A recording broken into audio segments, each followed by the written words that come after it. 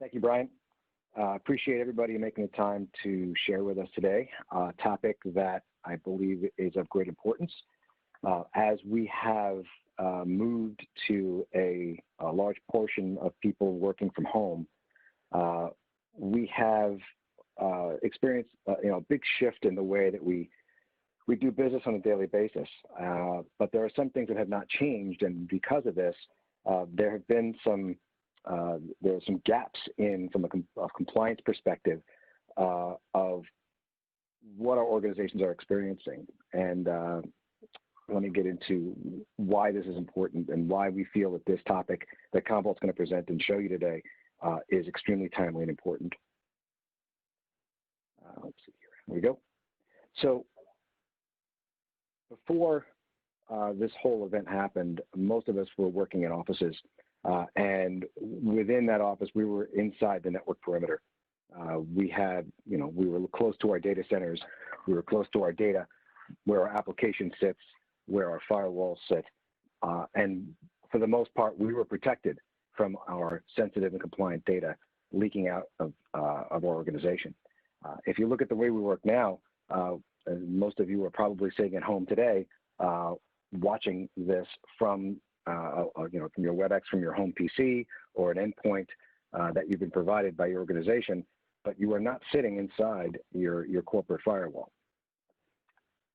That has a big impact on security because the networks in your corporation have a certain profile. They're secure. There are people there to manage it. Your home network looks like the picture on the right. It's a cable modem. And inside your house are a lot of devices provided by consumer electronics manufacturers that don't have nearly the same security profile as those devices exist in your corporate networks. This is a big deal. Just recently, we had an event with Ring cameras that were in the house that were all hacked and sending data out to unauthorized people showing the video in your house. Those devices can also look on the network for other things to infect while they're there.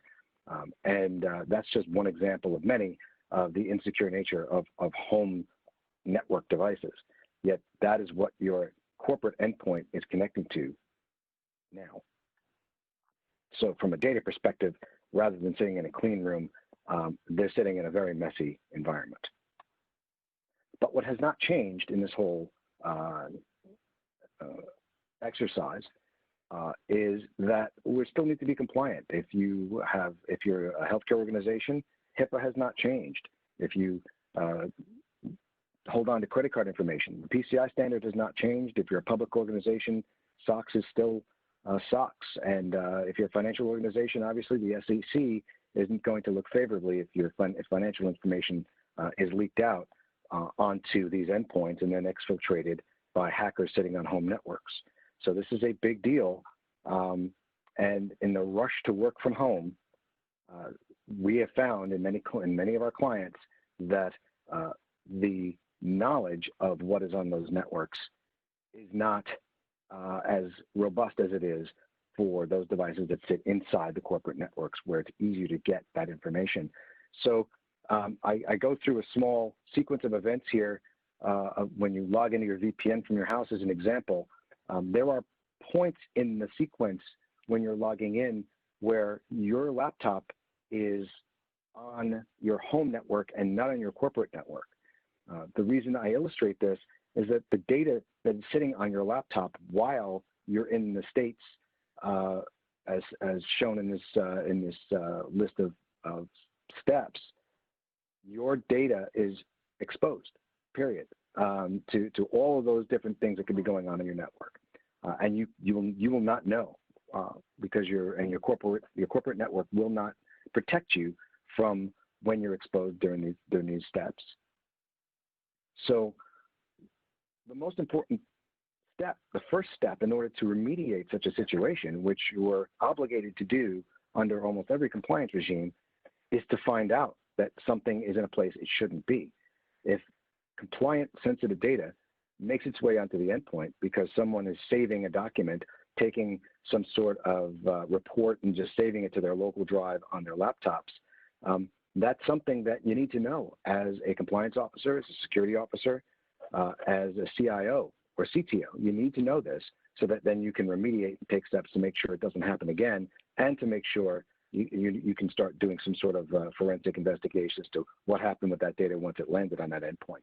You can't start to solve the problem until you understand where the problem is and that there even was a problem.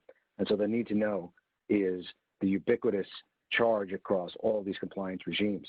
So the question is, how do you know what data is sitting on a remote client's local storage? How do you find this out? And this is what we're going to talk about today. It's a combination of two feature sets that are embedded within the Commvault data platform. One is their Endpoint Protection Suite, which is the data mover and grabber of all the data sitting on these remote endpoints. And then the amazing feature set from Commvault called Activate, which can search through that data, determine if it's compliant or sensitive data, and then allow you to take steps to remediate the situation. So I wanted to keep it pretty short, and what I'm going to do is I am going to hand this over to Commvault, to Ratko, who will introduce to Ratko, as well as, hang on a second. I'm sorry, I don't have the names in front of me. And Matt Tyre. Ratko Puzik and Matthew Tyre from Commvault, who are going to go through and talk about the combination of Endpoint and Activate and the value it can bring in remediating compliance situations. Great. Well, good morning, good afternoon, good evening, depending on where everyone is dialing in from. So as Glenn kind of led in, we've got a couple of parts into this presentation. You know, one part, kind of the first part I'm going to start with is leading in about the actual endpoint protection aspects that Commvault's able to deliver for remote users, endpoint users, and data sets sitting outside of the data center.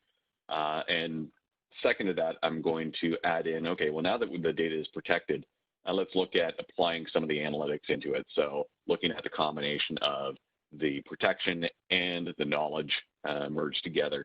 And then lastly, the last part of the Ready to Talk presentation that we're doing today is actually a demo that we're going to be doing. Well, not really a demo, it's actually more of like a hands-on lab experience. And Ratko, I don't know if you wanted to talk a little bit about that before I get into the presentation. I think there was some housekeeping that you wanted to do regarding getting that set up. So why don't you just describe how people can get the credentials for the lab as part of this, and then I'll get started. Yep. Hi all, this is Ratko Puzik. So once I'm done, so I'll go over the demo. I'll show you what, the endpoint activate pieces. And then after that, if you could use the WebEx chat and reach out to me privately, raise your hand basically, right, for the lab. I'll give you the link for the instructions for the lab and the lab itself, right, to get in. I'll also kind of, at the end of the demo, I'll show you what the lab looks like and kind of logistics around it, right? The labs will be powered on for approximately an hour. I think that's plenty of time for you guys to go a couple of exercises.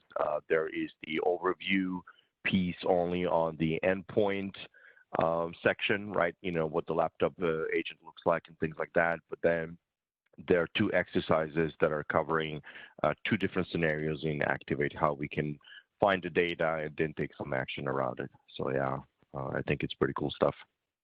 Yep, that's all I have, Matt. Great. So as Ratko said, send him a DM using the chat so that we can get set up. Now, we don't necessarily have enough lab environments for everyone. Looking at the number of participants, we might be close to covering everyone off. So I will say it's going to be first come, first serve for everybody. But really, I think it's a really unique situation. I mean, there's tons of these webinars, these Zoom calls going on, live streams and stuff, but very rarely do you get the opportunity to actually dive in and work with the tool after the presentation. So I really advise you guys to stick around for after my part and get to experience the technology firsthand here. For those of you firing it off, I see a couple of people already dialing in, so either send it to Ratko directly or put it in the group chat there. So as Glenn led in, so my name is Matt Tyrer. I am the Senior Manager with Solutions Marketing with Commvault. Been with Commvault 12 years as of May, serving in a number of roles from an SE in the field to now on the solution marketing side of things, helping to educate our customers and our partners around the different technology that we have available. And like I said, we're going to be focused and looking at three parts of the presentation, which actually I didn't plan this to fit in with the title of the presentation. Looking at knowing the data with the analytics, protecting that data with the actual Commvault backup and recovery, and then using it. And in this case, we're going to use it as part of a hands-on lab here. There we go. All right, great. So this should be no surprise. I know this stat. I feel bad. Sorry, I've seen this stat a dozen times, and it almost doesn't need to be said. That we're creating a heck of a lot more data than we ever have before. On a daily basis, on an annual basis. We've seen these predictions up here in terms of getting up into the 175 zettabyte space in the next couple of years, which is incredible. The scary thing is while we're creating more data, we're knowing less about it. And we're very much in an environment where what you don't know about your data can actually still impact your business, either from a compliance and audit perspective, or if we look at something more malicious, like an intrusion from malware or ransomware type incidents. So not knowing what you have can really be a detriment to your overall security and business strategy. And you add that into the reality of today, where we are looking at more of that data is now sitting outside of the data center. This is a stat I just came across from Gartner, and they're estimating that up to 75% of data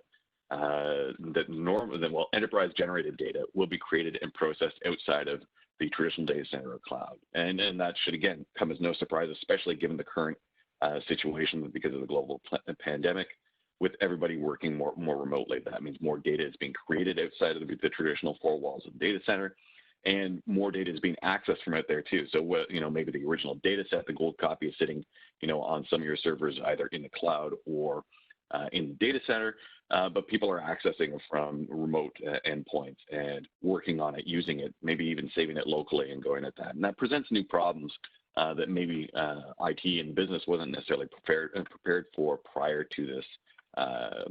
The current situation that we're all in here. So again, no brainers here. With all of that data now sitting outside of the data center, we more than ever need to be protecting it. We need to know what data we have out there. Is it important? Is it duplicate? Does it need to be protected? Are there other requirements I need around that data? Is it business critical? Does it have private client user or business information in there? Do I have to incorporate it as part of my disaster recovery plan? So, and with more of that critical data living outside of the data center, we need to look at, well, how do we protect it? How do we mitigate the risks of that data sitting there exposed? Glenn led in talking about that period where, even if you're using VPNs, that maybe you're not VPN'd in yet, maybe you haven't created that tunnel, or there's a vast number of remote users that don't use VPNs at all, that they're still able to access their corporate resources, through email or other access points. And so it's just about, how do I, in this varied climate of risk, how do I make sure, as a business, that data is being protected, that data is recoverable as well. And then now that data, again, sitting outside of my data center, how can I use analytics to get the most value out of that data? And again, manage my risks from a compliance, governance, or security standpoint. And it really boils down to three key areas from a endpoint data protection need. One, being able to secure that endpoint, and basic backup and recovery is one aspect of it. I'm not going to focus on some of the other cybersecurity elements, in terms of having different managed services running on there to ensure that people aren't installing anything willy-nilly on corporate assets.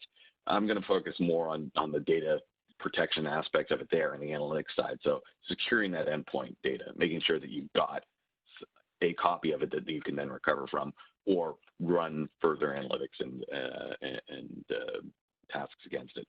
Now, of course, before you can even do that, you have to have visibility to that endpoint data. What endpoints are out there? What data sets are out there?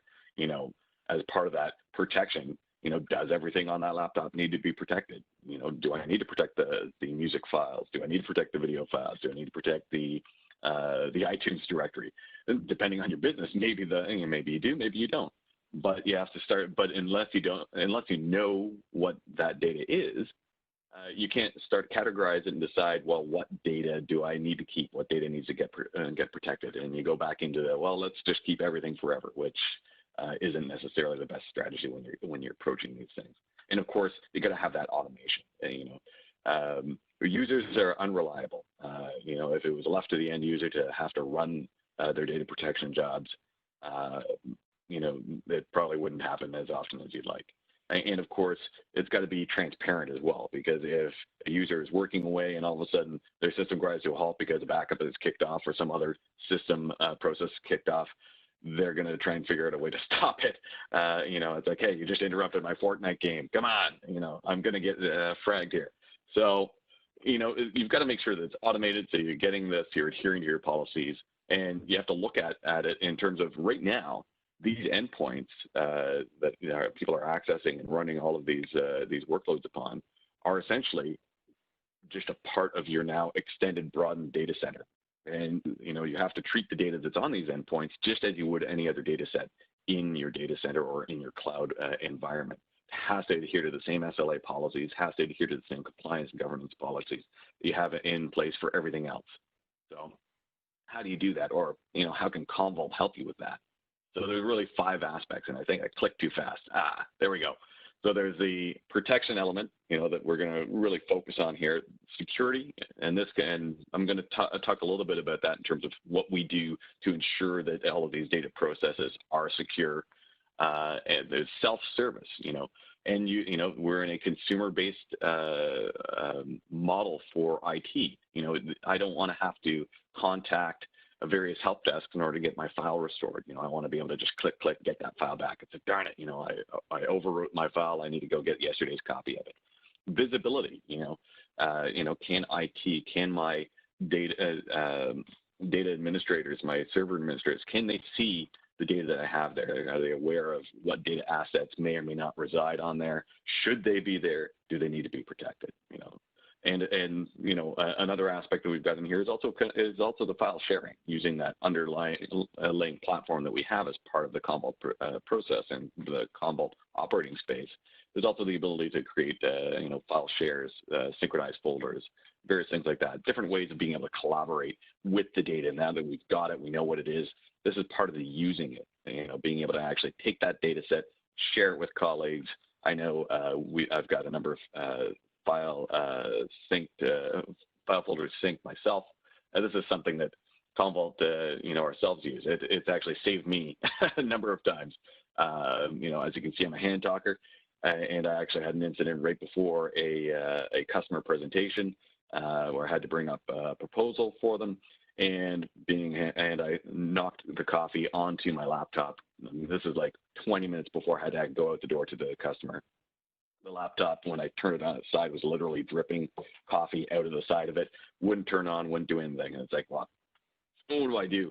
Fortunately, you know, because we use these tools ourselves internally, I was able to, from my iPad, log in to using the app to get to the Commvault data that was protected, find my synchronized copy of that file, and actually open it up and present it from a secondary device. So even though I couldn't even get on that laptop, I don't think it ever came back. I think it was toast. I was still able to get the data I needed. I was able to recover it out of place and actually access it and use it and continue without any interruption in terms of my day and what I needed to do with that data set. And when we start looking at the protection aspect of it, you know, this is some, you know, depending on how you want to look at. Well, you know what? I think I'm talking about this next. No, I'll talk about this first.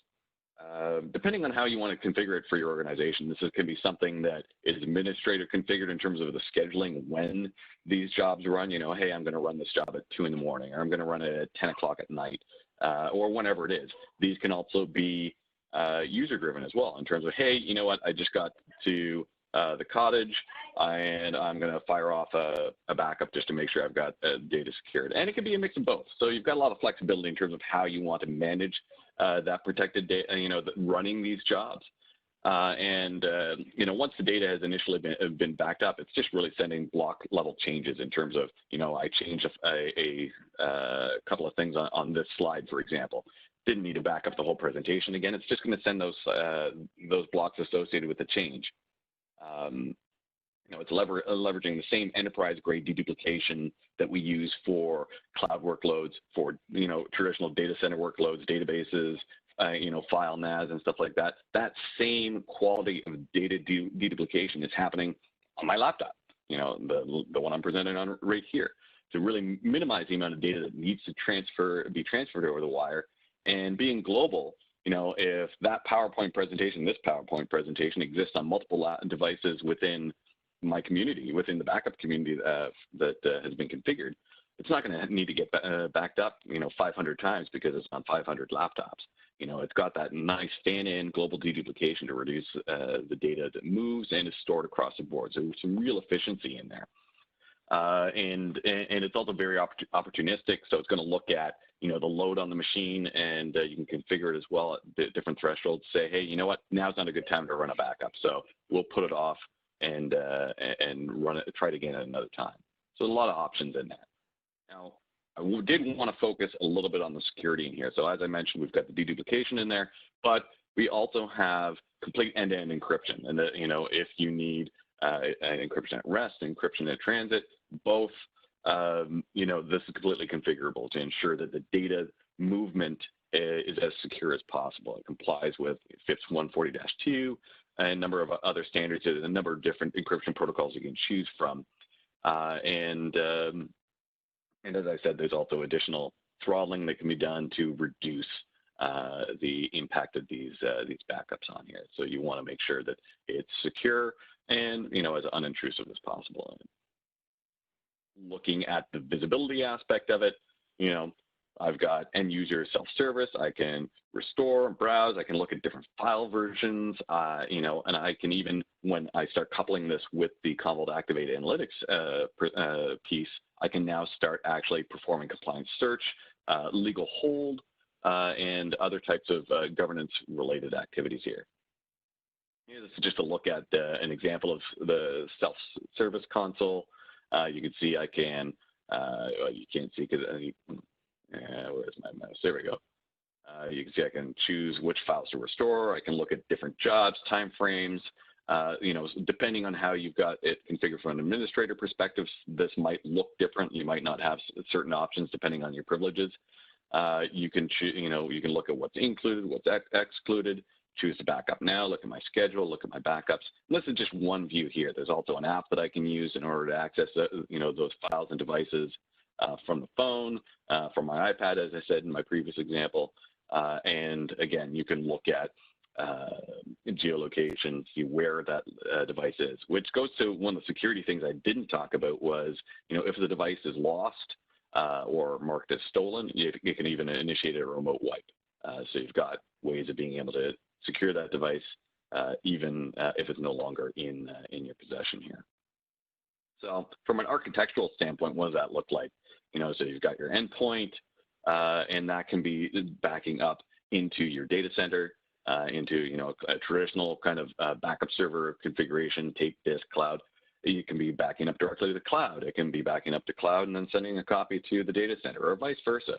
And again, you can be performing sync and download operations with other mobile devices that you've got.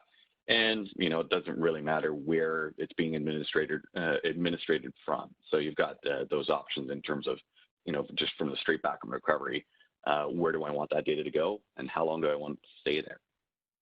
Moving from the protection aspect, now we've got that data protected, or we've got a line of sight on it, we've got some visibility to it. Let's look at what else we can do with it. Now we're stepping into what we call Commvault Activate. So these are our feature suite for compliance, governance, and e-discovery type tasks here. So this is our analytics suite of solution use cases. And it's also really focused around doing the analysis, giving you that visualization in terms of what am I looking at? Where are my risks? Where are, these data sets? Who owns it? What is it? Do I need to do something about it? And most importantly, though, is this last part, the action, being able to actually drive and automate actions against it. It's not just going to tell you, hey, something's wrong. It's going to say, hey, something's wrong. What do you want to do about it? And you can actually build a number of actions around the different reports, the different outputs to facilitate that as well. And this isn't just based off of backup data. So, even though we've been focused kind of on the combination between the two, what's really, really cool is it can look into your primary data system, so the live data. So it can run these analytics, it can perform these different reports and tasks and actions against the data that's currently on my laptop, even if it's never been backed up, which is a huge advantage because now I've kind of got the both sides of the fence covered here. I've got the ability to run all this analytics offline on the backup copies that I've got, either on cloud or in the data center, and I can perform these tasks on the live data sitting on the workstations, laptops, etc. And in terms of looking at how we kind of split up the different use cases from an Activate perspective, we really see three core use cases. The first being file storage optimization, looking at helping to classify what data that you have, try and reduce data sprawl, finding orphan data sets. Hey, who owns this? The number one data breaches these days seems to be unsecured cloud workloads, unsecured cloud buckets. So this is a way of being able to get ahead of that and find, data sitting out in the wild that needs to be protected and secured. It lets you manage entitlement too, in terms of looking at the file permissions and access rights and saying, you know what, that's cool that file's there, but it certainly shouldn't have 777 perms on it. Let's lock that file down. Or, maybe somebody left the company and it's like, okay, we need to change all the permissions from these users. So, and it's a great way of being able to accelerate any migrations to the cloud by being able to really call the data and say, like, you know what, this data doesn't need to move to the cloud at all. This is stale data that can just sit here. This stuff does. So, and help you prioritize. The one we're going to focus most on today, though, is this middle one, the sensitive data governance, being able to actually look into the data set and perform entity-based searches using a combination of AI and ML techniques to find data. This can either be data that the system has identified as containing personal or sensitive data, or you, the user administrators, actually have ways to configure this as well, because what might be considered as sensitive data type to me might not be the same for your business. You might have something specific, and you've got the flexibility of being able to actually configure and choose what data types I should be looking for, what data types should be flagged as sensitive. And what's great is, when that data is discovered, now we're getting into the action parts. I can actually quarantine that data, so kind of lock it down in place. I can delete that data, so I can choose to delete it from a live system, or even, and this for a lot of people dealing with the EU and other, have more heavily regulated bodies, you can look at actually deleting that data from the backup set as well. So, this would be, a typical one would be the right to be forgotten type exercise, where it's like, hey, I got to purge all that data. And that includes getting rid of it from the backup set too. And of course, this has full audit review chains as well. So you can actually step through that process, that review process, and see, okay, well, we identified the data here, it was on these systems, we made this review and said, okay, here's what we're going to do about it. And so you've got that that full audit that you can work from to ensure that processes were followed and you've been compliant. And one neat thing that I like as well is, let's say you found sensitive data, you've locked it down, and maybe you need to provide it to outside counsel, like maybe as part of a FOIA request or some other governance type request. Maybe I have to actually take that data and give it to somebody else. I can actually redact the private data from that. So maybe I need to provide it, but I don't need to provide all of that sensitive data as well. And Commvault's got the ability to actually, prior to exporting that data, being able to redact key entities from that asset. And of course, built into that again is the ability to perform compliance search and new discovery tasks against the data sets that I've got under management here. So This helps with proactive preservation, being able to put data on legal hold as well, and support various litigation and compliance activities here. As I said, I'm just going to step into each one of these a little quickly here. Looking at file storage optimization, so this can look into the live data that's currently running in the environment, and also on the backup side here. So we can look at what data do I have, how big is it, who owns it, is it protected? That's a neat one. Is it protected? This is a case of, I've got this stuff, but not everything is backed up. Well, this will give you a report to help you actually identify it. And from that, I can start looking at, is it redundant? Do I have 5 copies of that sitting around there? I mean, the ease with which we can stand up and create different copies, either in SaaS, in cloud, or even virtually, it leads to that data sprawl. So being able to actually categorize that data and identify it and say, hey, okay, I only need 1 copy of it. I don't need 17 of them, just because the DBAs were sending copies of the database all over the place for regression or iterations. And of course, looking at who owns it and does it need to be there. So this is a really good way of being able to reduce that risk and really, in a broader sense, try and reduce overall costs as well. You start looking at, if I've got 15 copies of the same data sitting in cloud, that can really add up. So this is a way of helping you kind of understand more about what that data is and now start to action against it. Sensitive data governance.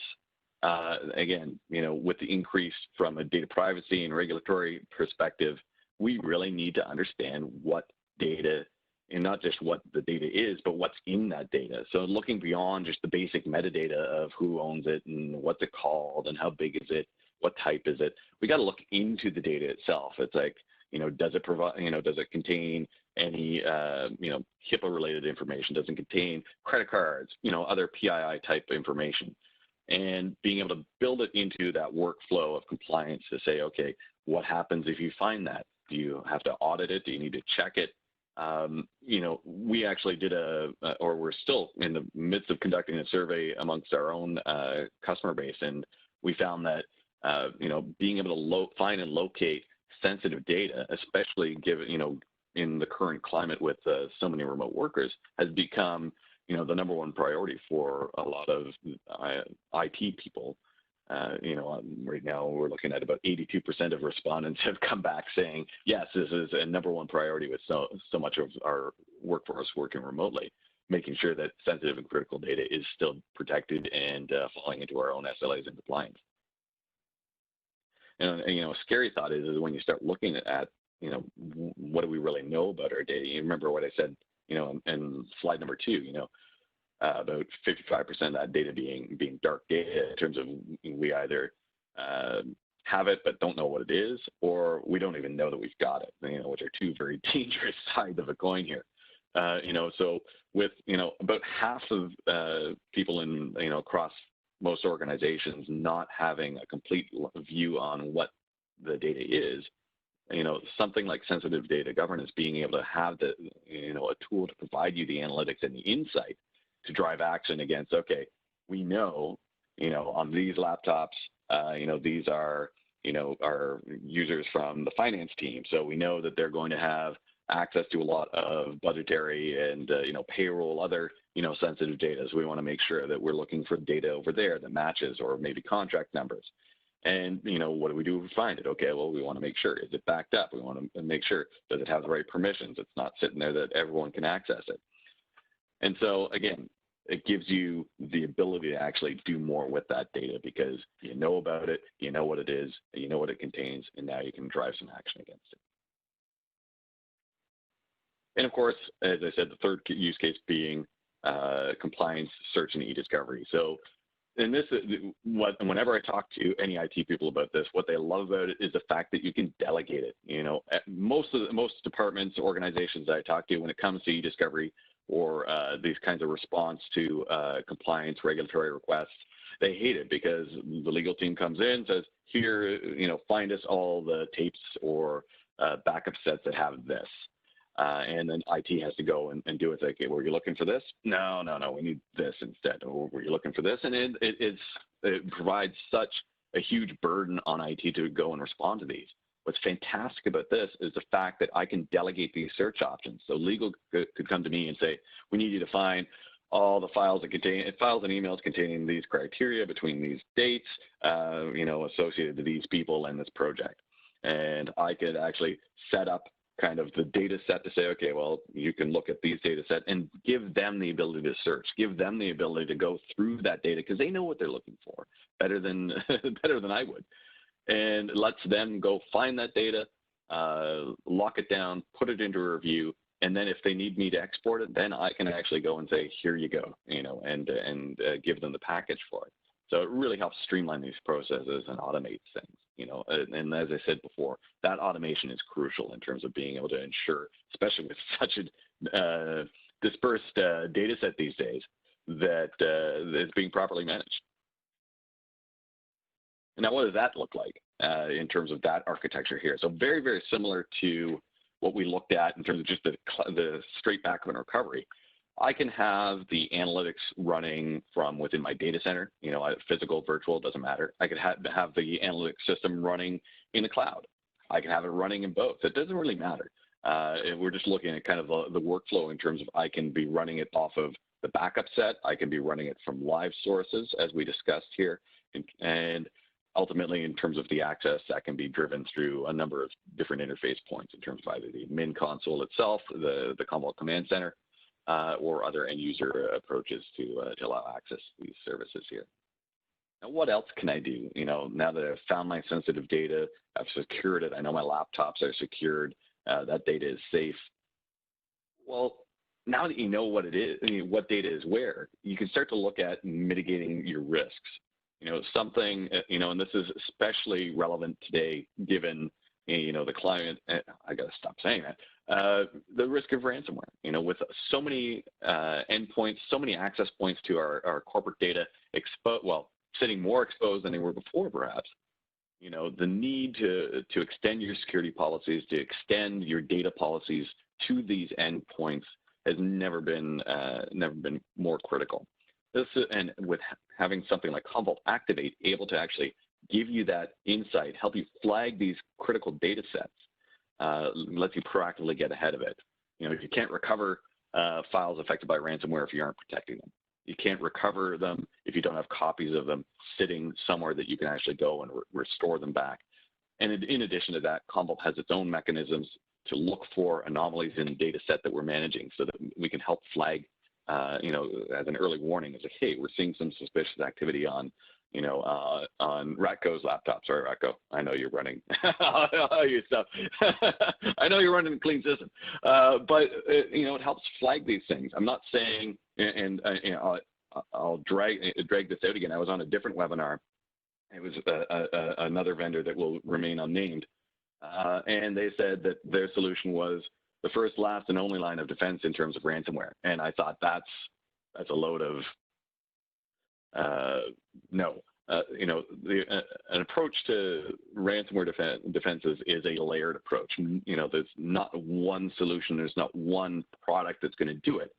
There's different pure security tools that you need to have in there, antivirus, and backup and recovery and these kinds of anomaly detection mechanisms are a part of that broader strategy. So from an Activate and Commvault perspective, having the ability to see what data you have, where is it, ensure it's protected, gives you that ability to recover from these incidents and recover quickly.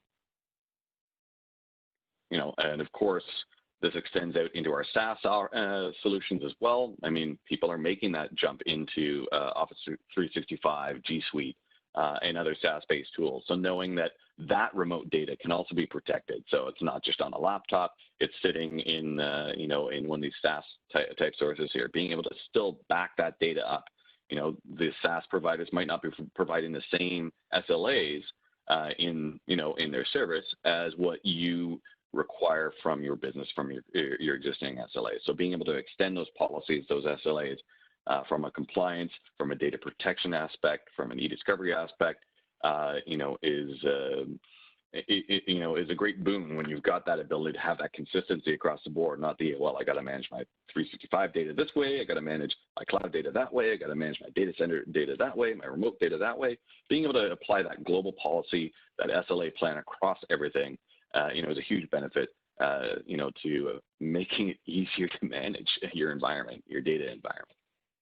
And of course, well, we're almost in summer here, but, being able to get rid of stuff that you don't need. The best way to reduce your risk is not to keep things around that you don't need. If you don't need to have that sensitive file sitting in multiple places, get rid of it. We're seeing a lot of people realizing that to keep everything forever is not the best policy when it comes to managing data risk. And having analytics to help you weigh those risks and understand the value of the different data sets you have is incredible.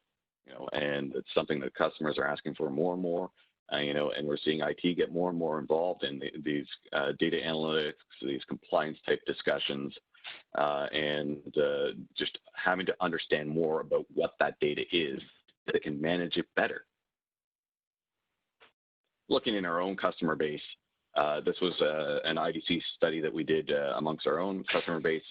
Having analytics built into your system delivers real benefits. In this case here, our customers saw an increase in terms of the data they were able to report against, and the analytics in terms of the coverage of how much of my environment can actually run these tools against, increased by up to 170%, which is not something to bat an eye at.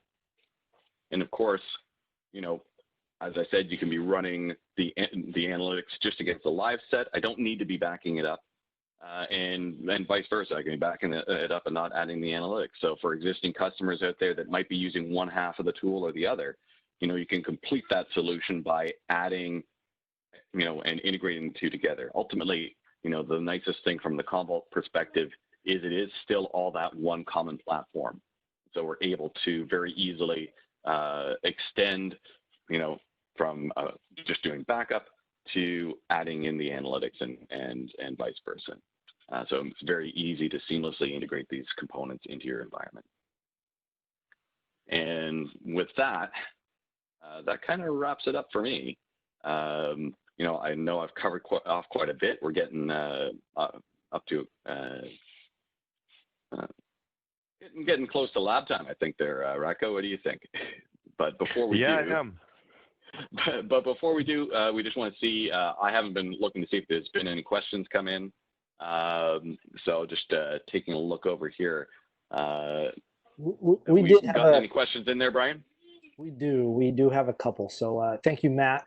And once again, as I go through these questions, we still have a little bit of time. So please insert any additional questions into the chat. But I'll go through a couple that we have received. Awesome.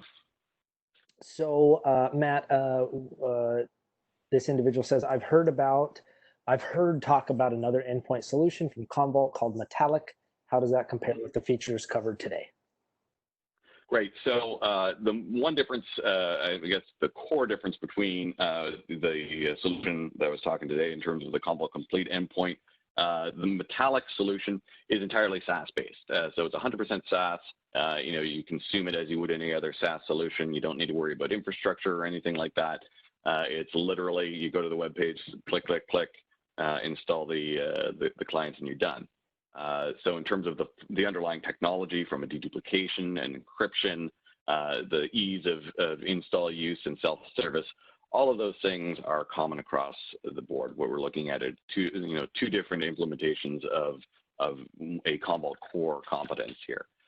So the main difference is really how you want to consume it and what's right for your business in terms of the approach for managing your endpoint protection. Okay.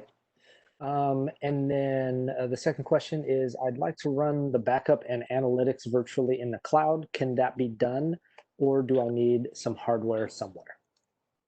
Right. So as I said, I don't know if I can click back here. We'll get back to almost there. There we go. We look at kind of the architecture and workflow. So this applies for if you were just running the backup, or if you were doing the backup and the analytics, or just the analytics. It really doesn't matter if you, depending on your needs, if you want to be running all of that entirely on-prem, you could. If you wanted to split it between cloud, on-prem, virtual, physical, it really doesn't matter. All that you need is to make sure that you've got the compute and storage to accommodate your need in terms of the analytics and backup. So yes, you can definitely run it wholly in the cloud, wholly virtually, or on your traditional iron. Great. Let's see. I think we have one more. And I believe you've talked about this, but just one last question. Can I back up my mobile devices too, or just desktops and laptops? So depending on the mobile device, we could protect it. If you're running like a Windows phone, which I don't know if did that just date myself. Anyway, it's primarily for the laptops and endpoints. So like running a Windows OS, a Mac OS, Linux, any of that can be protected. Looking at kind of an iOS device or an Android device, for example, that's more for the file sync and share where I can access things, but we're not yet protecting those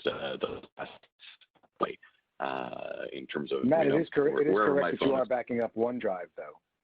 Yes, OneDrive is different. I'm not backing up my Android, but I am backing up Android, G Drive, OneDrive, G Drive, and a number of the other drives there. They're Teams. Thanks, Glenn. I think it was Glenn that said that. It was, yes. Yeah, it was. Okay, perfect. Okay, Ratco, not sure if you wanted to pass it over to you. One item that I did just want to mention is that I am posting in the chat area the link to the survey that I discussed before. We would love everybody to join in the hands-on lab, but understand if you are unavailable at this time. So please click a link in the survey. That's how you'll get your DoorDash gift card. And in that, you will be able to give us feedback as far as the webinar was concerned. And if you are available at another time to do the hands-on lab, we are available and we can set that up for you. So please just notify us in that in the survey. So thanks, and Ratco, I'll pass it to you. Hey, thank you, Brian. Thank you, Matt, for the great presentation. So I'll run quickly through the lab and the actual our Commvault Command Center. And a couple of things here when you log in, right, you kind of get the dashboard overview. Since we're focusing on endpoints protection, of course, there is the endpoint dashboard view, right, of all the endpoints that you have protected, right? In the lab, I just have one machine, right? Keep it simple. But as you can see here, Matt mentioned about the geo-tracking piece, right? So you can kind of have the high-level view of, your laptop locations, how many users, how many are running, backups and things like that, right? So nice view of what's going on there. But then I'll jump into the protect here, and that would be the, the laptop section, right? Again, I can drill down into the, single machine and from the admin perspective and see what's going on and then perform the, the actions, right? How easy is to push an agent to these machines? Very easy. You can do it from here, from the console, right?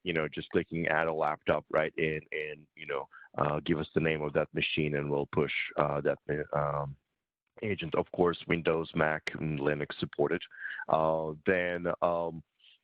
Again, it can be interactive software installed, meaning you can deploy a package for the end user so they can download it, right, and then run their own install. And of course, it can be part of the image, right? What we do here at Commvault is, of course, we drink our own champagne. We all use Commvault backups, right, for our machines, and that's how we do our hardware refreshes, right? You get the laptop image and, of course, the apps are installed there, but it's on us end users basically to recover the data that we actually need. And what we've discovered there is we're, talking about the file storage optimization piece is you tend to recover way more because, as Matt mentioned, like, your data, right? So you basically, you go through your, backups, right? Says, well, I don't need all this, information, right? So that's what we've seen. The refreshed laptops have way less data, which is a cool thing. If I cancel out of this and go into the laptop, so mind you here, this is the administrator view, right? You can see, any backups running, the quick summary, right? What's going on, and then of course the scheduling piece, as Matt mentioned, this is a more of a opportunistic schedule, right? We can look at your environment, right? And we're not going to kick off this backup if we see that they are, they're in the middle of their presentation, right? Or we see that, utilization is over 10% of CPU. We're not going to do that. And lastly, we're not going to kick off a backup if there's any new files to run. So why run a job? And of course, the content piece is you're pushing a plan and specifying what data is going to be protected there, right? And another one is the mark laptop lost, which is our data loss prevention piece. Basically, hey, I lost the laptop, right? I can mark it lost here. So either admin, and there's a similar view that the end user will have too, where they can log in, basically anywhere they have internet access, they can log into their page of that machine, right, and mark the laptop lost, right, and then we'll lock it down. We can even initiate the encryption or the remote wipe. So there's that piece. Yep, so that's pretty much it for I had on the laptops. In the lab, I just wanted to make sure for the folks that do the lab, this is just going to be an overview piece, right? The most of the exercises are going to be done in the Activate session, which we'll go and do next, right? So in here under the Activate piece, right, Matt mentioned about the file storage optimization, compliance search, right, case manager, right? Those are the additional things that Activate can do. Today we're focusing on sensitive data governance, right? Finding that data, where it is, right? Laptop, OneDrive, things like that. So for us to successfully find that data, how it goes is you'll have to go and first point us to the inventory out there, right? Those are the laptops, right? Could be file shares, right? Different resources there. But the entity manager is where you are identifying those entities, right? The sensitive data, what it is. There's going to be a lot of pre-built kind of canned entities. For example, a credit card number, right? We're going to search for all the credit numbers, and you can see credit card numbers. See a bunch of keywords, right, that we're going to look for. So these are all the regular expressions behind it. You can go ahead and edit this entity, right, to customize it, to your environment, what you're looking at, right? The important piece that it's enabled, right? The disabled entity, we're not going to be able to look for it, right? So go ahead and you can, do this, basically enable the entity. And then from that point is, if you want, you can definitely create a custom entity. And let's see if I have anything. I don't have anything here, but I can go ahead and add an entity and then create my own. It's the regular expressions that you're putting in, or you can use an existing one again and then drive, from there. So entity is a very important piece here. And there's different categories that you can go by. Like for example, for US, of course, there's going to be the US driver's license that we're going to look for, right? Passport, social security number, and things like that. So once you have the entities set up, then you're going to do the sensitive data governance. And you're going to spend the most time in the lab playing here. But as you can see here, these are the different, things that we can look for, right, or different resources we can look at. So Google Drive, Gmail, right, SharePoint Exchange, and of course, file system, which is your endpoint protection. So what you do is you create a project. Project is basically a group of these different resources, put in a project, and then you can analyze that data. So in this case, we only have to simplify this, we have one machine that we're looking at. And once it deploys here, displays, you can see here at the top is how many data sources we're looking at, how many entities be enabled and mapped to that project, right? So we're looking at 37 entities, and then, where this laptop is located, one location, right? How many total documents we found on that machine, and then based on these 37 entities, we found 918 basically sensitive documents that containing some type of sensitive information, right? And then, of course, the piece here is not protected, right? Here is NA. that means we did protect all of them, right? As Matt mentioned in his presentation, right? We'll warn you or give you a report and says, hey, out of these, so many files, the data sources, this is how many are not protected, right? So you can take some action there too. So a lot of good info here.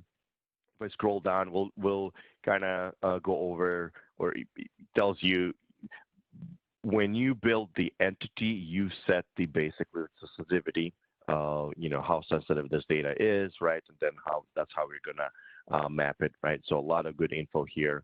Of course, the geo-tracking piece is there.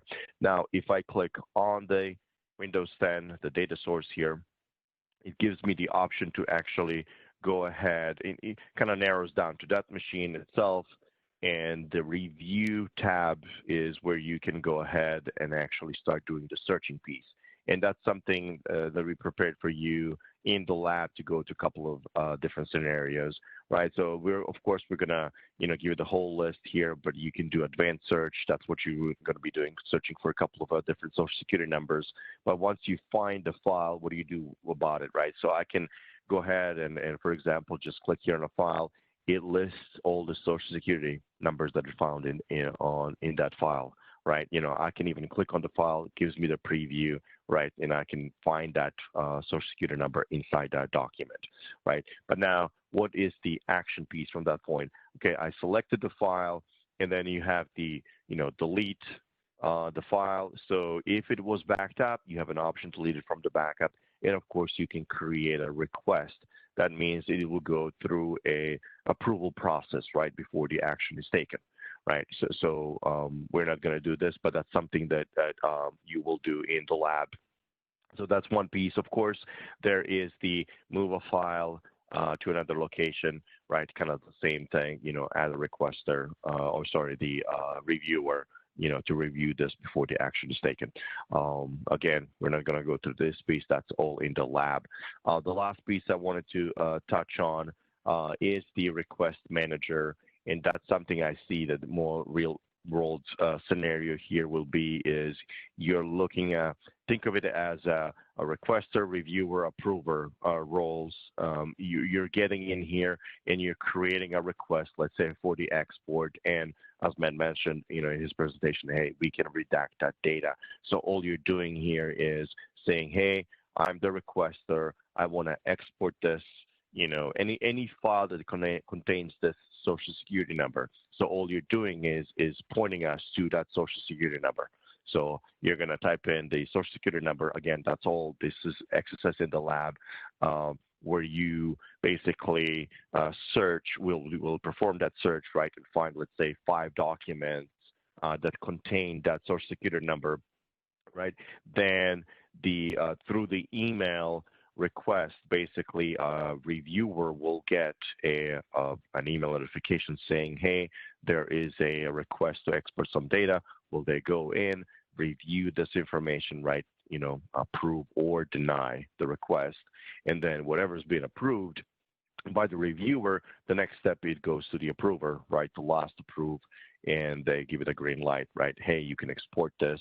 Right, the last step is basically goes back to the requester to get the email link where they can download those files that are completely redacted, right? So that's pretty much it on that piece. I'm not sure how we're doing with the time. I know we're past top of the hour.